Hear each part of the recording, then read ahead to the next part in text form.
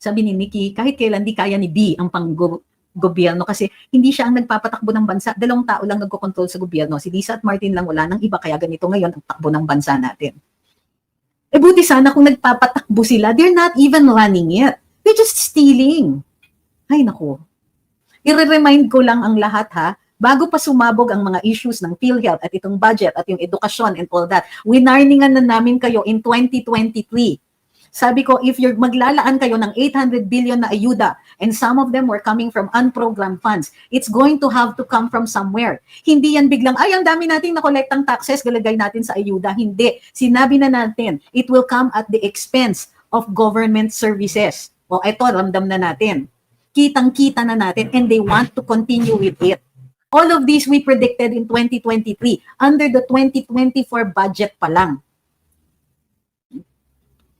At sinabi rin natin, kahit noon pa, hindi developmental ang ayuda. Bumabalik tayo. Bakit? Walang you're just giving it away. There's no project, there's no road, there's no bridge, there's no additional education.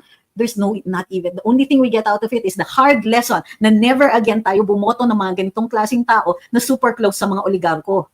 Hindi bumaba ang presyo ng pagkain, tubig, kuryente, walang ginagawa tungkol sa mga yan. Nothing. Pati yung pass-on ng ibang mga power producers na pinapasa nila sa ating ordinaryong mamamayan, yung dapat binabayad nila sa income taxes. Nakakaloka. 2023 pa naming sinasabi ito. If we had taken to the streets at that time, hindi na umabot sa ganito.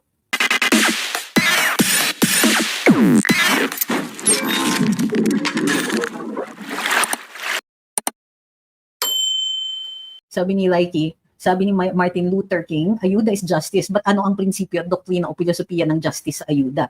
Actually, kasi pinapalabas niya yung handout lang. Hindi siya justice kasi you are robbing Peter to pay Paul, di ba? Kinukuha mo lang, ninanakaw mo lang yan sa ibang serbisyo ng gobyerno para maglabas ng ayuda at magmukhang mabango ka. It is not justice. In fact, it is the opposite of justice. It is injustice because you are simply trying to make yourself look good at the expense of the people. The people do not really benefit from this handout because you are contracting, you are making sure that social services and other government services grow smaller and smaller. Hello, kamusta na ang AFP modernization? Sabi ni Scarlett, ang problema kay Tambi, inubos niya na pera sa paninira sa mga Duterte pero di pa rin siya kayang mahalin ng tao, insincere kasi tamba nga. Yes po, pag-ibig is under government. And yes, it's time to have a look at that. Sarah D says, may video po kasi attorney si Tiniling na pag hindi ma-impeach si VP Sara, baka di matapos ni BBM ang kanyang termino. Ganun po ang sabi niya. That doesn't mean lumipat siya. It means kinakabahan siya. It means na invested siya dun sa impeachment ni VP Inday. Don't ever credit him with anything good unless it's very clear. Pagka ganyan na may question kayo, it means no, hindi siya nagbabago. This person is single-mindedly against the Dutertes. And he's simply telling the truth here, kasi sometimes he does tell the truth. Oo, pag hindi na, well, sa totoo lang, it isn't the impeachment which will make or break the BBM administration. Posibleng ma-break sila, but they are, ano bang tawag nito? They will collapse under the weight of their own corruption. So, worried lang what this statement is a statement of fear. Dahil pag syempre, mag-survive si VP Inday, anong ibig sabihin yun para sa political career niya? Sabi ni Nikki, kahit kailan di kaya ni B ang gobyerno kasi hindi siya ang nagpapatakbo ng bansa. 2 tao lang nagko-control sa gobyerno. Si Lisa at Martin lang, wala nang iba. Kaya ganito ngayon ang takbo ng bansa natin. Eh buti sana kung nagpapatakbo sila, they're not even running it. They're just stealing. Ay naku. Joy Intengan says, totoo po ba na yung cancer hospital ay named after the father of Tambi? I don't know this issue po. I will have to comment on that after I have read it. Way I see it says, Carlos to the bone, Tamba and Company na to, lahat ng tinapyasan nila ng budget, puro para sa ikahihirap ng mamamayan. PhilHealth, Education, Defense, For Peace, Health, DOST. Kaya wag nang iboto ang mga ito.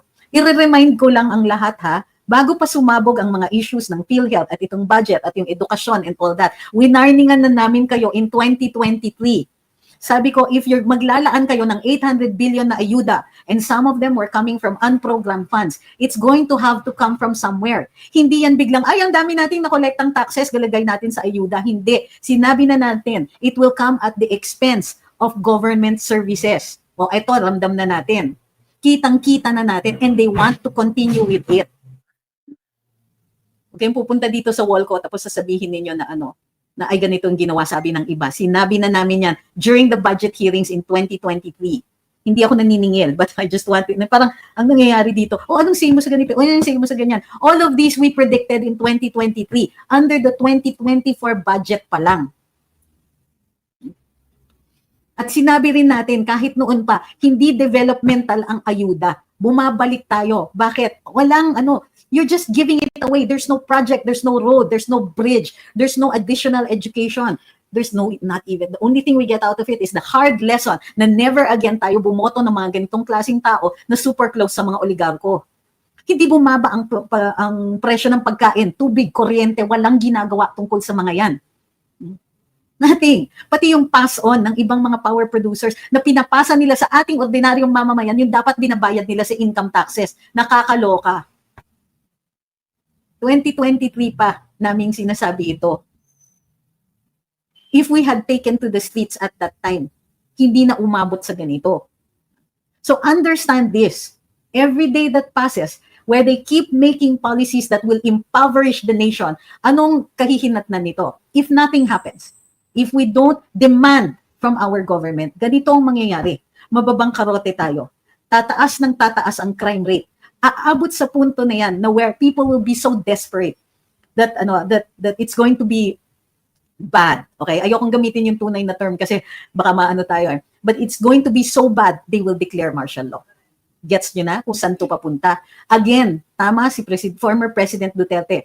At the start of 2024, when he first convened that rally in Davao, he said, this is all about term extensions. And how are they going to go about it? They will just continue doing what they're doing, making themselves look like saints at the expense of the people, but the crime rate will keep rising. Okay. Ngayon, ang ginagawa sa PNP, according to our sources, is para hindi magmukhang tumataas ang index crimes. Index crimes are the street crimes, primarily the ones that police have to deal with. Robbery, kidnapping, PE, SAs, yung mga ganyan. Tumataas yan, pero every time may hinuhuli ang mga police, they have to record it as illegal gambling. So, nung lalabas dun sa crime stats natin, is that tumaas ang incidents ng illegal gambling and they will blame this on the POGOs. Pero sasabihin nila, bumababa ang index crimes. But it will keep getting worse and worse and worse. So what they'll do, because they don't plan to arrest this, they don't plan to resolve this issue. They allow illegal drugs to proliferate because it is chaotic. Right? They will allow all of this. Magbibigay sila ng ayuda para, di ba?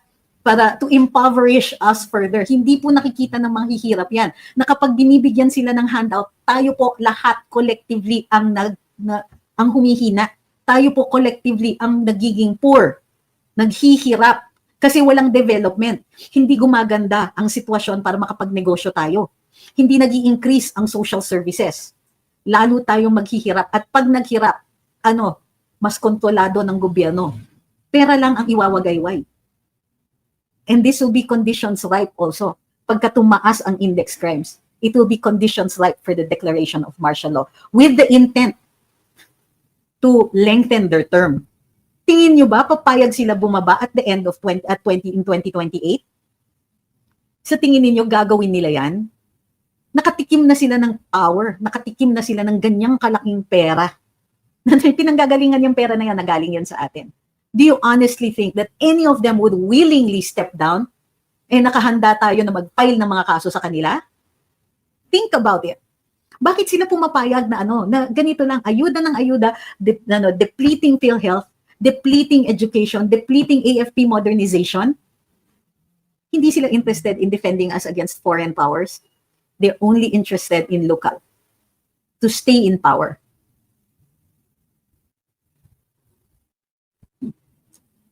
So that's what this is all about, really. It's term extensions. FPRD was right. Why are they going to allow all of this crime to proliferate? Yung lack of achievements ng gobyerno, may iisipin nyo na, paano sila tatakbo? Paano sila mananalo ng eleksyon sa 2028? Gawa nga ng napakalabo ng sitwasyon natin. Ang daming naghihirap, pero dinideny nila. Ang pinaka-ginagawa lang nila ay window dressing, trying to make it look like, uy, things are good, the economy is great, ay, ang laki ng growth, ang lumalaki lang yung mga kaibigan ninyo at saka yung tiyan ni alam mo na kung sino. They're going by hook or by crook, do things to extend their terms, either by martial law or through charter change. But that's what this is all about. Ayuda is, to keep these people quiet. Para maalala nila, di ba binigyan naman kami ng pera nitong mga to? They can't be all that bad.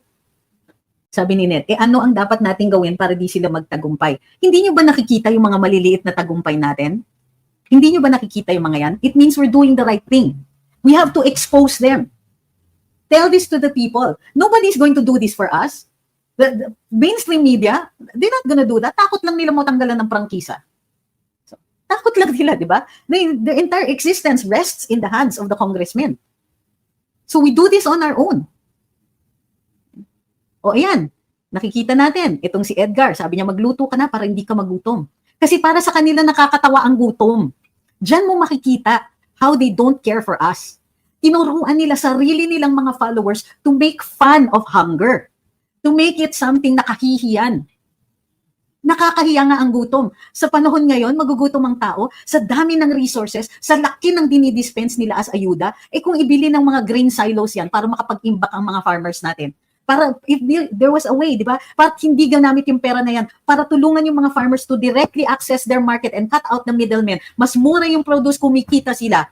But no, instead, the government forces, they're spending money on trolls like you, Edgar, to make fun of hunger. Instead of addressing the hunger, they're doing this. They're making things worse and giving money to the likes of you. So, yung anonymous, useless scrap of humanity. What are you? Hindi mo gusto na may nakikibaka. Hindi mo gusto may naninindigan para sa mga gutom. Hindi. What you want to do is make fun of it because what?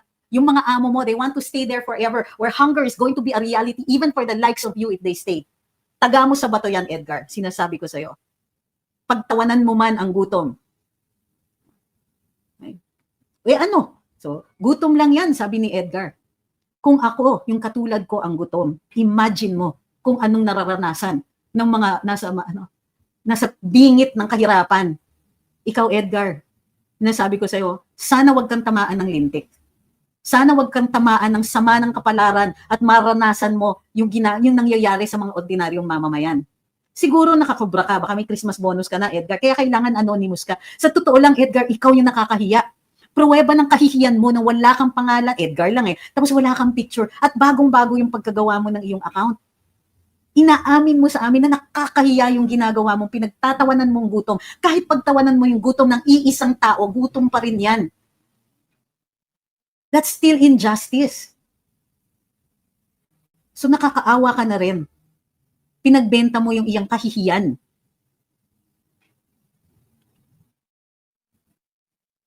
Sabi ni Rock de la Peña, sa totoo lang nakaka-stress ng Pinas and I am losing hope. We must stand up and voice up. We are the taxpayers. They work for us. Good job, Rock. Yes, that's true. Let's do it in our own way. If it's social media, then it's social media. But huwag niyong kakalimutan, pag sumasakay tayo ng LRT o ng bus or whatever, makausap yung katabi. Sa airport, ang dami ko nakakausap. Pauwi kami. Yung mayor ng yung mga mayor na nakausap ko at mga barangay captain na kasabay namin sa aeroplano, kamusta po kayo ngayong gabi? I hope meaningful yung inyong pagtipon-tipon. Yung mga nakita namin na ng iba, yung mga lumapit sa airport, merong isa yung nagmamadali, ayaw niya talaga kaming maantala. Naglalaro lang naman ako ng dito sa Facebook, pero madalian siya nakipag-picture lang. Ma'am, na-appreciate ko po, pero you didn't have to rush so much. Unless it was because tinatawag na po yung flight nyo. Doon sa mall po, lahat po ng lumapit. Maraming salamat po sa inyo. Yung mga nahiyang lumapit sa susunod pagbalik ko, wag na po kayong mahihiya, ha? Okay lang po yun. Sabi ni Shop Ethel, nagbulag-bulagan at tangatangahan lang ang iba sa totoong pangyayari sa ating bansa. Sabi ni Nida Loronon, tama, nagbabayad tayo ng tax, mga buhaya ang politiko natin ngayon. Yes, but hindi na kagarantiyan naman sa saligang batas na magsalita tayo at magpahayag. Hindi ito katulad nung ng 1970s and 1980s na kaya nilang pagmalupitan ng harap-harapan yung mga katulad natin na nagsasalita. O edi sige, kung kasuhan nila kami, sina VP Inday and so on, sige, take the hit, di ba? And that's what VP Inday is doing. Alam niya, she's paying the price for our love for her. si former president. Hindi nila magawa ng paraan na mawala yung pagmamahal na yun. So instead, kinakasuhan na lang ng kinakasuhan. Ang kilay ko talaga, halatang halata. Lawfare, tandaan po ninyo. At ginagamit nila yan talaga. Pati yung mga sinasabi na, ikaw may mga ganitong issues ka. Matagal na po akong nakikipaglaban. At yung mga kaso na ganyan, nasusurvive ko yung mga yan. Siguro, kasi nga, abogado ako. You can call me anything you want, but the one thing you cannot call me is somebody who gives up. I have not given up before. Lumaban ako kay GMA. Even nung nag-usap kami, I still would do it all over again. Pinaglaban ko karapatan ng mga kliyente ko. Lumaban ako sa mga malalaking tao at organisasyon, and you don't come out of that unscathed. Hindi ako nahihiya sa track record ko. You can call me anything you want, but I do not give up. So sige, you can call me whatever. You can call me hungry. Sige, kayo lang yan. And hindi ako shrinking violet na kapag tinawag mo ako ng mga sasamang pangalan, pag binalahura mo ako online, titigil ako. On the contrary, the more you speak against me, the more na mamersonal ka sa akin, lalong-lalo akong determined. And yes, the more you threaten me, you know who you are. The more you threaten me, the more motivated I become. Tanong nyo sa kahit na sinong tao na pinaglaban ko dati. Those things, they fuel me. And if it can be done, if you can do it this way, hindi ko hinihingi na ilagay nyo ang sarili ninyo sa peligro. None of us are asking for that. But we do ask you to voice out. We do ask you to tell the people what is happening kasi hindi nila nako-contextualize itong mga pangyayari. Hindi nila nakikita na itong ayuda ang sisira sa atin. Hindi nila nakikita na itong mga useless na pinanggagastos nila sa kanilang mga propaganda. Yung mga na yan, ano ba yung bagong Pilipinas? Saan nang galing? Sa ano yan? What good has it done? Yumaman yung mga gumawa ng mga kadramahan nila? Anong nagtulong yan? One of these days, singilin natin, saan ninyo hinuhugot yung pera pang bayad sa mga trolls ninyong walang utak? At walang pangalan, at walang muka.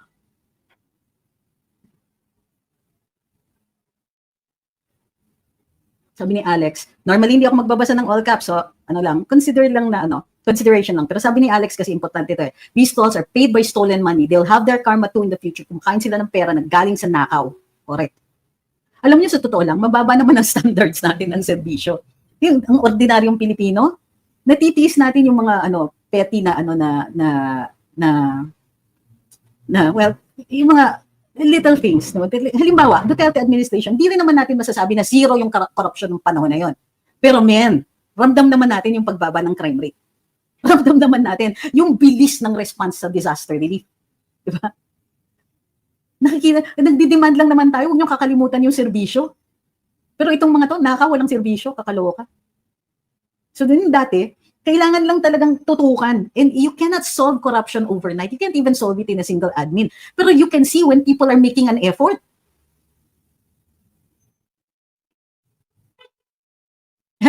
Sabi ng troll, hindi mo na mauuto ang mga tao. Are you talking to BBM? Are you talking about the Marcoses? Kasi sa totoo lang, bentang-benta yung redemption arc nila sa akin. The story of redemption, wow, bentang-benta yun sa akin. Hindi pala totoo. So, sino ang nauto? Aaminin ko ako.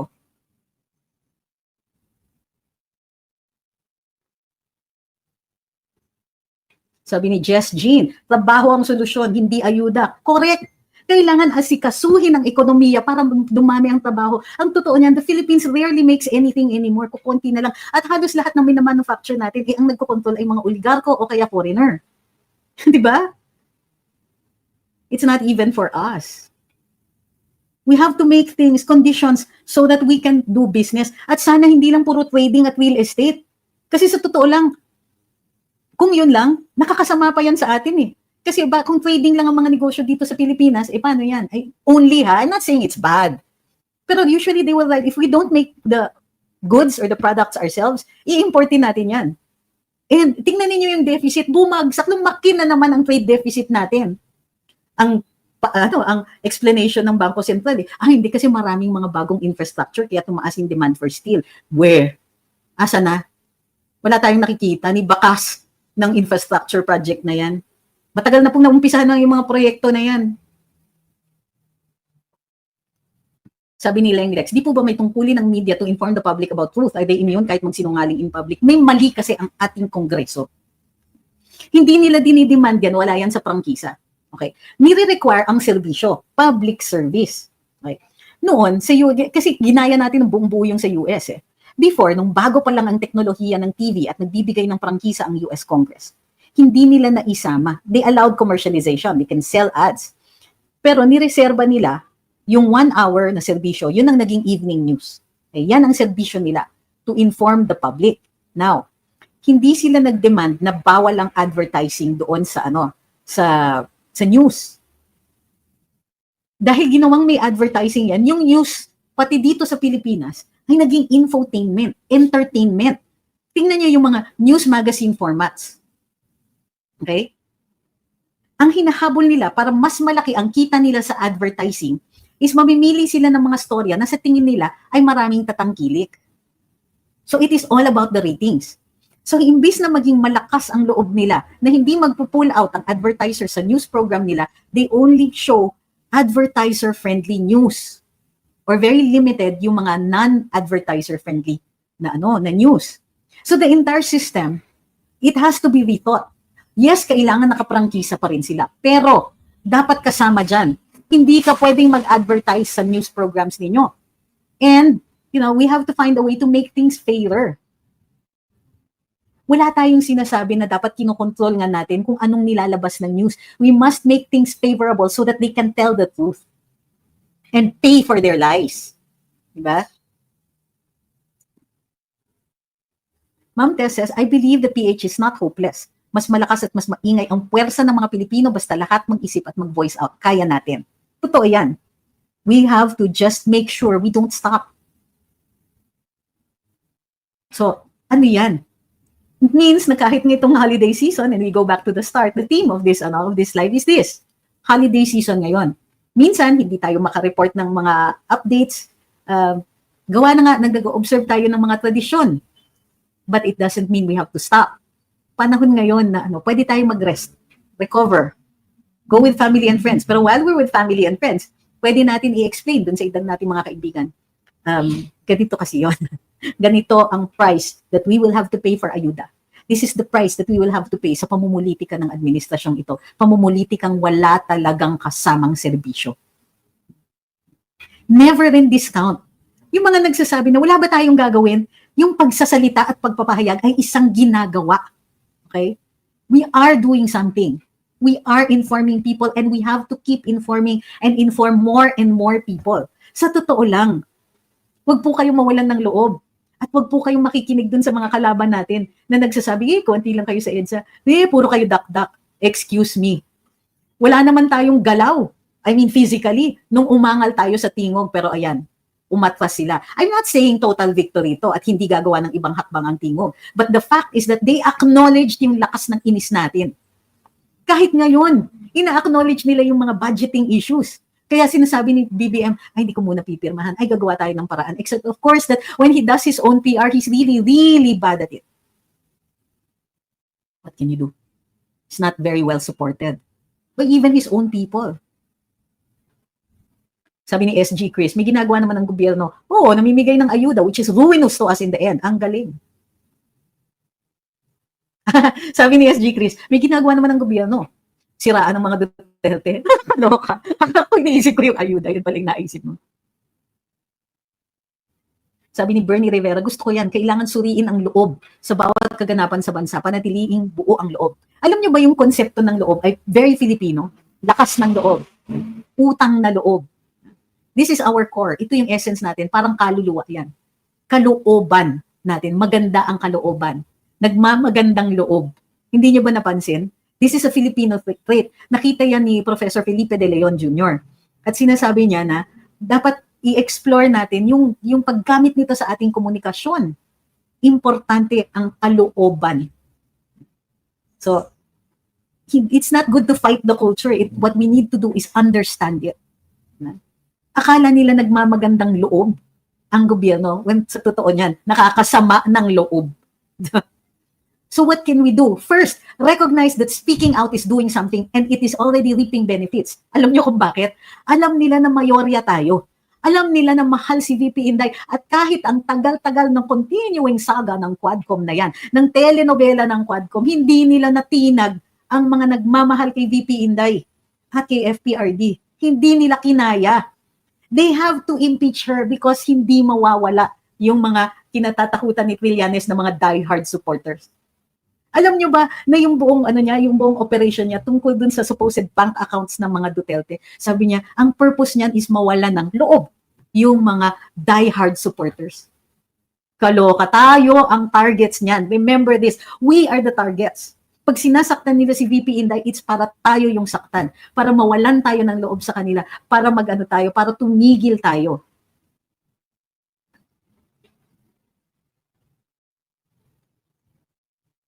We have to maintain tatag ng loob. Diba? Keep it up. Don't think for a moment na pag nagsasalita tayo, wala tayong ginagawa. Yung salita natin, ang sandata natin, kaya nga sila napipilitan makinig. Kaya nga sila ngayon explaining tungkol sa PhilHealth. Pero mali-mali naman, kailangan nilang kumuha ng mga kung sino-sino para magsalita para sa kanila. Hindi pa rin nila ma-explain. Sabi ni Patato Tini, ayuda is justice is a borrowed argument from the producers of We Are the World song as West's atonement for the exploitation of Africa's natural resources. Here, ayuda exploits the poor. Oo, hindi lang yon. It comes from the idea that poverty is the greatest injustice of this civilization. Because we have enough resources in the world to feed everybody, but people are still going hungry. Yun. Ina-undermine, minimina actually, ni Speaker Martin, yung konsepto na na para mabigyan ng hustisya ay asikasuhin ang kahirapan. Hindi niya inaasikaso. Ginagawa niya, parang ang ayuda, parang droga yan. Ginagawa mong dependent, ginagawa mong addict yung mga tao so that umaasa sila sa handouts. Pag wala na yung institutional handouts, kakatok sila, Mr. Mayor, pahingi. Mr. Mayor, hindi ako makatrabaho kahit malakas pa yung katawan ko, pahingi. Wala ba kayong ibibigay? Ay, iboboto lang namin yung mga namimigay. Ay, mahina ang bigayan dyan. Addiction. Buti sana kung enlightened na, alam na nila na yung pagbibigay na yan ay nakakahirap sa atin, lalong naglululong sa atin sa kahirapan. Ayuda is justice, tumigil ka nga dyan. Una, alamin natin, nasan yung injustice? The injustice is in keeping people poor and ayuda is keeping people poor. Sabi ni Dean, thank you, attorney and other DDS vloggers, the congressmen feel threatened. Yes, because they have bigger things in mind. And what is this bigger thing? Term extensions. Whether it is done through martial law or charter change, we don't know yet at this point, but it is coming. They want Inday out because 2028 is going to be something else. And remember, nasa halfway point na tayo in 2025. By July 2025, BBM will have been in power for 3 years. If something happens to him and VP Inday becomes the president after July of 2025, she can run for re-election, for election as president in 2028. This is the GMA formula, the halfway point. And this is what they are really afraid of. So they want her out. They want her out because nobody is going to be able to challenge her. Oh, they can pretend that there's these brothers na kaya, but that's BS and a half. They have no experience in government. And it's a very easy argument once the campaign begins. Okay? So, muli, kahit kapanahunan ng Pasko, panahon ngayon ng pagpapatawad, panahon ngayon lang, huwag po tayong kakalimot. May malaki pang pinaglalaban. Posibleng mas madalang yung ibang usapan natin tungkol sa politika, pero gayon pa man, hindi tayo nakakakalimot, hindi tayo bumibitiw. Kunin natin lahat ng pagkakataon itong season ng Christmas parties na makapag-convince sa ibang tao kung bakit mali ang ayuda. Kung bakit mali ang ginagawa nitong administrasyon na nilululong lang tayo sa kahirapan. Yung pagpapabaya nila sa mga issue ng presyo ng pagkain, tubig, kuryente, internet, transportation, kakulangan ng trabaho, kakulangan ng healthcare. Hindi nila inaasikaso yan. Puro lip service, puro ayuda, puro stupidity. Sorry. Panahon ng Pasko, panahon ng mga family reunions. Tuloy-tuloy pa rin ang EDSA Fridays. Daan naman po kayo, makibaka next Friday. Hindi po sila bibitiw. Ito ay pagpapakita na hindi tayo nakakakalimot. Hindi naman kailangan, hindi naman, basihan yung konti lang tayo. Kasi hindi naman nawawala yung mga nagsasalita sa social media. So don't worry about the numbers. Yung mga totoong observers, alam nila na marami tayo. Alam nila yan.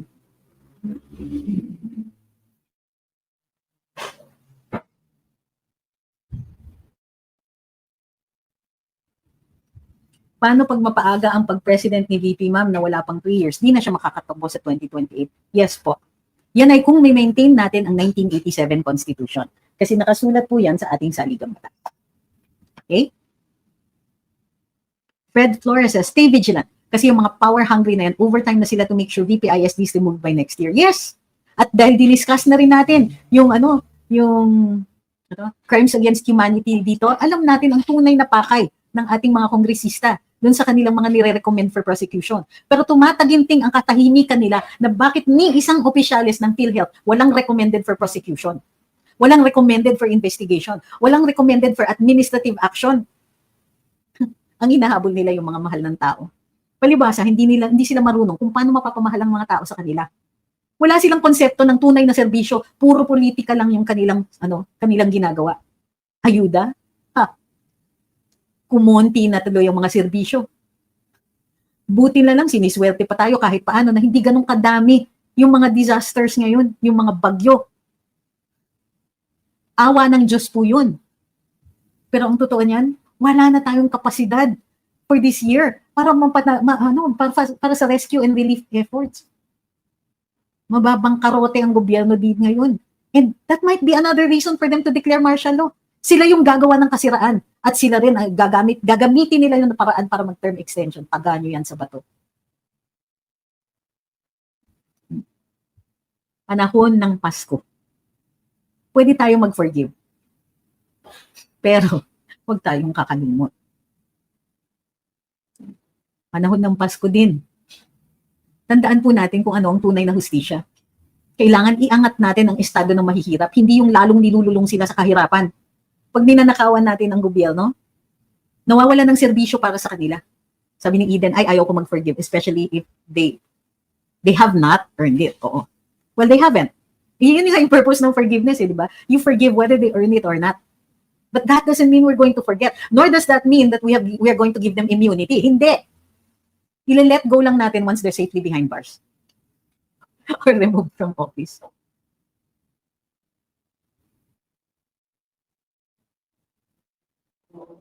Sabi ni Ma'am Rachel, in my opinion, never forget, never forgive.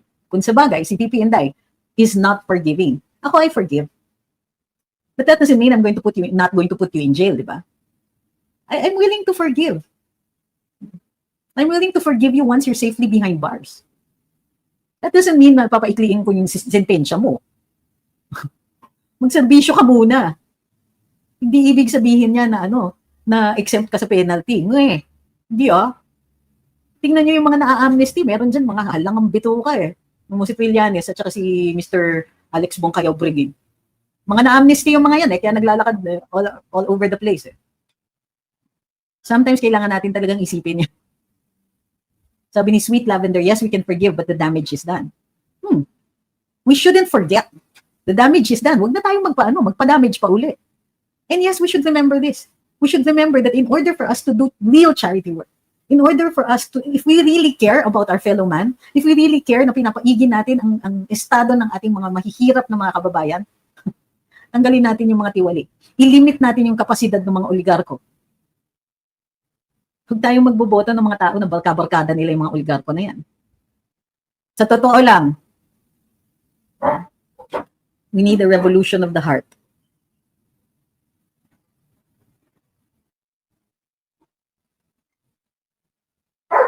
So, maraming salamat po sa lahat ng sumubaybay. May malilate na po ako sa aking event. Sabi ni House of OC, balik na sila sa Hawaii. Sabi ni Renaline, never forget. Sabi ni Ma'am Dolores, galing mo talaga. Hindi ka lang supporter ng mga Duterte. Very diehard and strong defender ng mga Duterte. Ma'am, huwag niyong iisipin na dinidefend ko sila dahil may surname silang Duterte. Dinidefend ko sila kasi tama yung ginagawa nila. Thank you. Tama yung ginawa ni PRD. Alam niyo ba, siya lang talaga yung nakita ko na nag-attempt na lutasin ang poverty.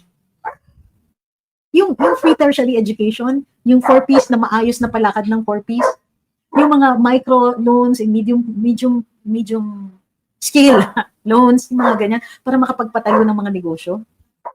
Yung mawala, yung pati yung free tertiary education para sa medical school, yung mga yan, yung pag-asa sa ayos na ano, yung paglilimitan niya ng mga SOP dyan sa ano, yung mga limited ang handouts, pero naman plain yung pag-aayos ng tax system, yung pag-aayos dun sa mga ano, sa mga public works and infra. Ang daming nagsabi sa akin ng mga kontratista na ngayon at least fair na. Hindi nila kailangan tipirin yung kanilang mga infra projects dahil ang daming humihingi ng lagay. Di ba? Nakakaloka. Sinasabi nila talaga na nawala yung nakaganyan lahat ng mga tao, nakapahingi. Ang daming natapos. Making things easier for us, a comfortable life. Yun lang na na-eliminate niya yung walang katuturang natutulog ka na sa labas ng DFA, makakuha ka lang ng slot para sa passport. Doon ako umpisa talaga. Matagal na akong bilib kay PRD. Kilala ko siya since naging mayor siya. But I met him only once before. Pero ang totoo niyan, yung nakita ko, and it's an intelligent approach para basagin ang kahirapan. Kasi sa totoo lang, pag pinaangat natin, hindi kaya na payamanin naman. Pero pag umangat ang lahat aangat din. Paangatin natin ng mga naghihirap. Less ang gagastusin natin sa healthcare. Less yung pagkalat ng diseases. Less yung crime. If we take care of the poorest of the poor, we're taking care of ourselves. Siya lang yung nakaintindi ng konsepto na yun. And it was about empowerment. So para sa akin, yes, it wasn't a perfect administration. Ang dami kong ang reklamo kay Health Secretary, kay Secretary Dar, dami kong reklamo. Pati nga si ES, sinabihan ko din siya. Talaga diretsahan. Sir, hindi ako fan. Noong nakaupo kayo, sinabi ko talaga yon. So it's not that I'm die-hard Duterte, pero die-hard ako sa servisyo na nakita ko, na naramdaman ko. So, pati yung i-challenge niya yung mga para sa mga OFWs, pull out ko lahat mga OFWs dito, hindi niyo naman pala kaya siguraduhin na safe sila.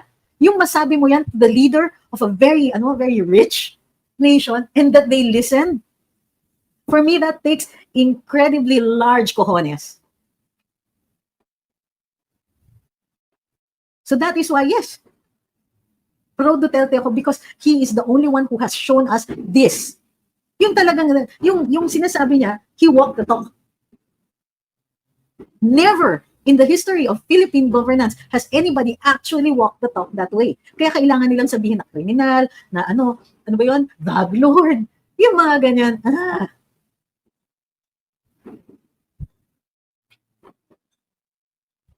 I am not a Filipino for nothing.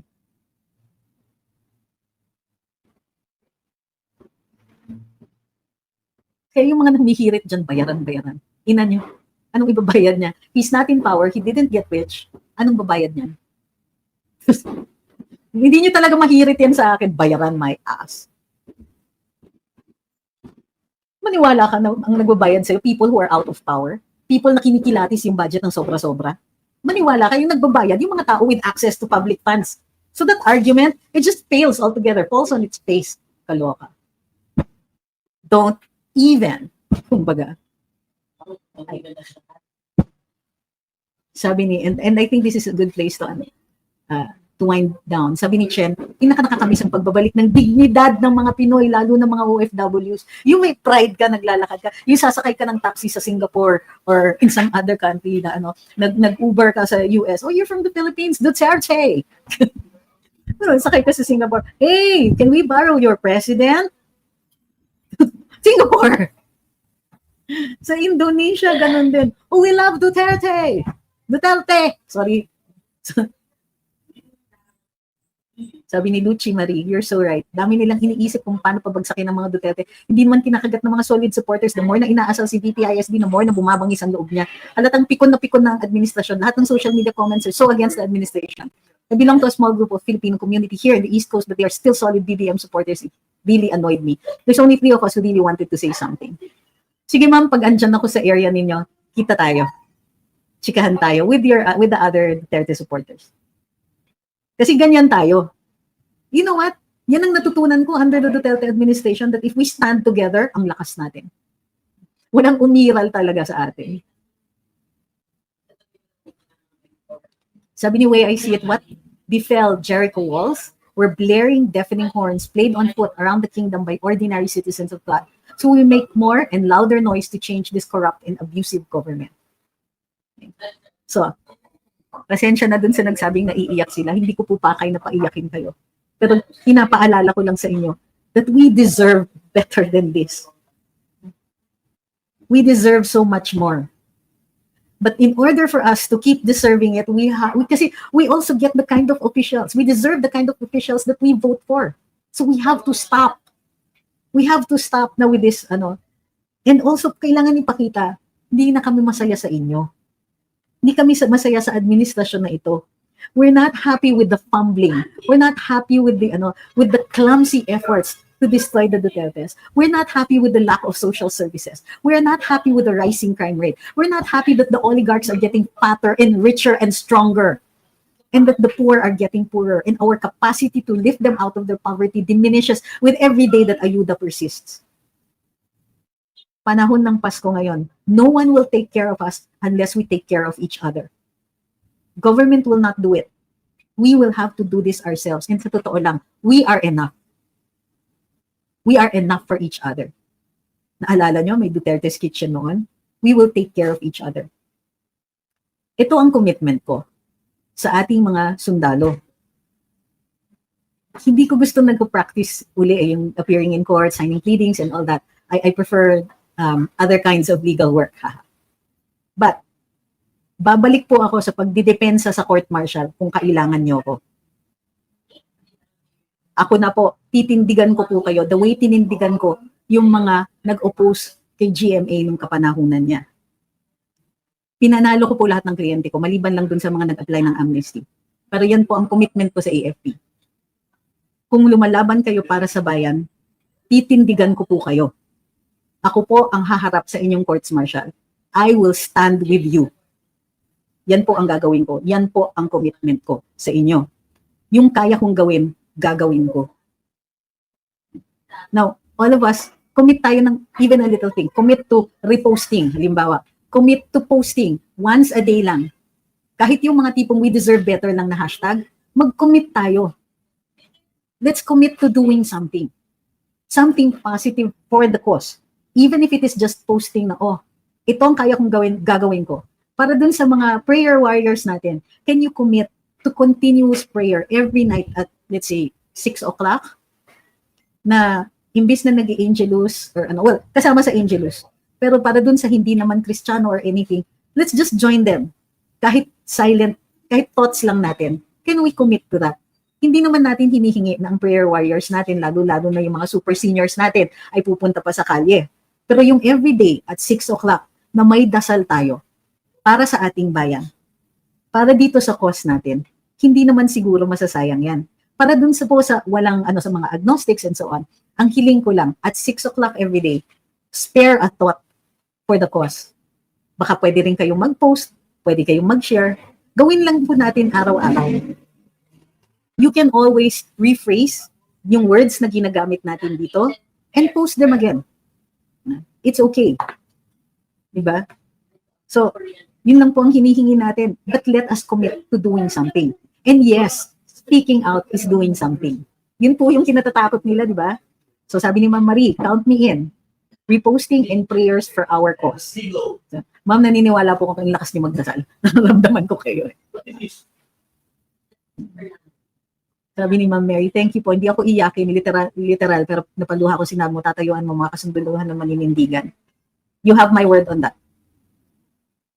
Umapil na ako dati, pinanindigan ko yan. Ang daming threats sa buhay ko noon. Sa ibang mga causes that I took up, doon ako talaga inulan ng mga disbarment cases. Pero tumigil ba ako? Tanong nyo sa mga kliyente ko kung tumigil ako. So yun po, even when it means it could damage me, tinitindigan ko yan. Tandaan nyo yan. Every time they say something bad about me, about how I practice, about anything like that, it's because I stood up for something. Hindi ko na gustong pag-usapan yung mga kapanahunan na yon, pero I have to remind those people, if you are still my former enemies, and enemies pa rin tayo ngayon, tandaan nyo, hindi ako tumigil nun, at hindi ninyo ako natinag.